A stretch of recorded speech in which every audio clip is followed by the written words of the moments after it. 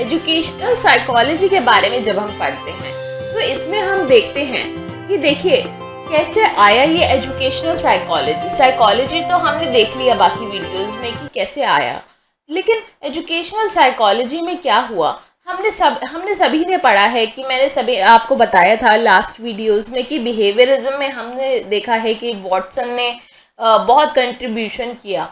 अब वॉटसन के जो स्टूडेंट थे E.L. थॉर्नडाइक, जिन्हें बोला जाता है फादर ऑफ एजुकेशनल साइकोलॉजी।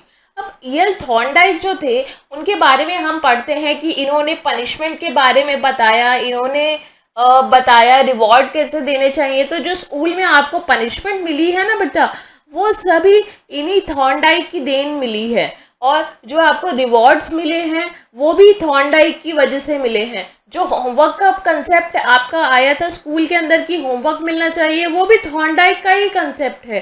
तो बहुत सारे कंसेप्ट्स जो थॉर्नडाइक ने बताए वो ही स्कूल्स में इम्प्लीमेंट होते आ रहे हैं। तो इस तरह की जो बहुत सारे कंसेप्ट्स थे उनकी इम्प्लीकेशंस एजुकेशन के अंदर आई, इसीलिए उनको एक तरह से एक टाइम था जब थॉर्नडाइक को गॉड माना जाता था कि वो तो एजुकेशन के गॉड हैं, उनको तो जो वो कर रहे हैं वो बिल्कुल सही है। लेकिन प्रॉब्लम क्या आई? प्रॉब्लम ये थी कि जो थॉर्नडाइक यूज़ कर रहे थे एक्सपेरिमेंट्स, वो एक्सपेरिमेंट्स एनिमल्स पर करते थे, और जो एनिमल्स पर एक्सपेरिमेंट्स करते थे वो उनके बाद इम्प्लाई करते थे, यानी कि उनकी इम्प्लीकेशंस देखते थे ह्यूमन बींग्स पर।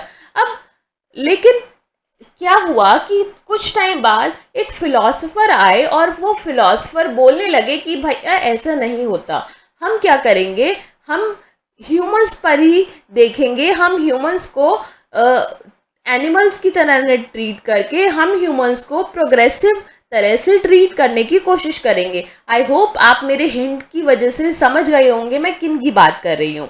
तो वो उन्होंने क्या किया, लैब्स बनाए, स्कूल्स, लैब्स क्या थी, लैब्स स्कूल्स थे, यानी कि स्कूल्स को लेबोरेटरी के फॉर्म में बनाया।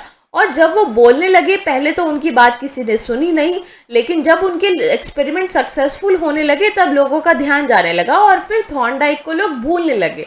तो उसके बाद स्कूल्स को लेबोरेटरी की फॉर्म में बोला गया, यानी कि उन्होंने बहुत सारे एक्सपेरिमेंट्स किए और वो जानने लगे उन्हें। तो उनका नाम था जॉन ड्यूई। इन्हें प्रोग्रेसिव एजुकेशन के लिए भी जाना जाता है। तो ये आप देखते हैं कि जो अब वाला मॉडल है एजुकेशन का वो प्रोग्रेसिव एजुकेशन पर चलता है हमारा। तो ये एजुकेशनल साइकोलॉजी की कुछ आपकी हिस्ट्री है कि इसके बारे में एजुकेशनल साइकोलॉजी यहाँ से आई है।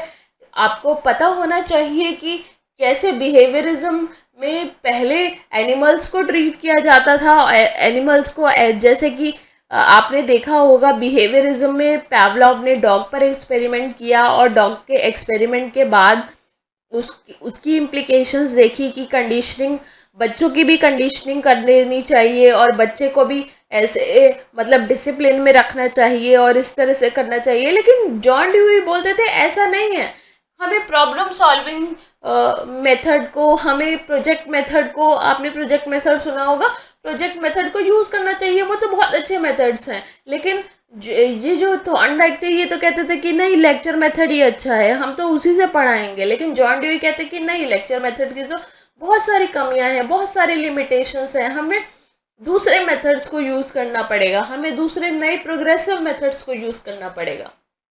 तो यहाँ से एजुकेशनल साइकोलॉजी के बारे में चीज़ें निकल कर आई और यहाँ से एजुकेशन में इम्प्लीकेशंस निकल कर आई, यानी कि साइकोलॉजी में एजुकेशन की इम्प्लीकेशंस निकल कर आई। तो ये एजुकेशन साइकोलॉजी की थ्योरी है, मतलब एक तरह से जो हिस्ट्री है ये आपको पता होनी चाहिए। अगर कोई क्वेरी हो आपको तो आप मुझसे पूछ सकते हैं, और आप वीडियो को लाइक करें, शेयर करें, सब्सक्राइब करें चैनल को। Thank you so much.